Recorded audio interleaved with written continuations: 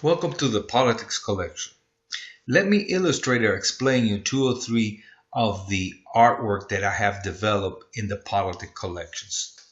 I'm going to explain to you the first three that I have in this list. The Two Big Spectacles, Evolution of the Fire and Sword, and I Have a Dream. Let's start by the Two Big Spectacles. The Two Big Spectacles. This is inspired in what John Hancock supposedly did when he signed the Declaration of Independence. As we all know, John Hancock was the biggest signature in the Declaration. And why did he do that? He did that to flaunt determination and courage to the King of England. Supposedly, when he wrote in a big signature, he said, "There, I guess King George will be able to read that without his spectacle." As you can see here are the spectacles and the signature of John Hancock in the Declaration of Independence, and diffused in the background is the flag of the British Empire. Signing the Declaration of Independence at that time was considered a treason and involved all sorts of risk. And every one of those people that put their signatures there, that is part of the inspiration of doing this artwork, did it at great peril to them and their family.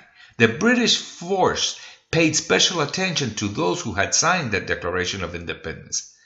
Signatures' family had to escape to safer location, and in some case, their property was often looted or destroyed.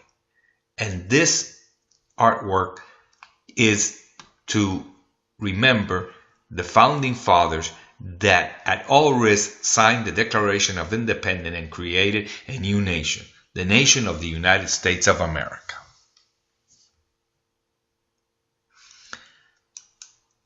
Let's now get to the second artwork. This was inspired by the famous speech of Martin Luther King. "I have a dream that my 4 little children will one day live in a nation where they will not be judged by the color of their skin, but by the content of their character." These words are illustrated here. The content of their character is the content of these bottles, which are all the same.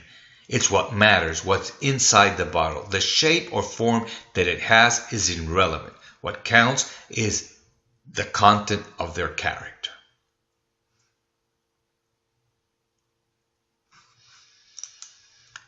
Let's go to the third work, the evolution of the fire and sword. As you can see, the evolution of social systems has transformed the sword that they use to impose their will to the sword as what's called the law. Like if it was the balance of justice, but it keeps on being a sword to impose the will of those in power. Now they call it the law, a sword that does all the killing and all the repression like before, with the added advantage for the dictators of this world that they deceive some people and calm their conscience by calling it the law or by justifying it. No matter how you dressed it, injustice and repression will continue to be injustice and repression.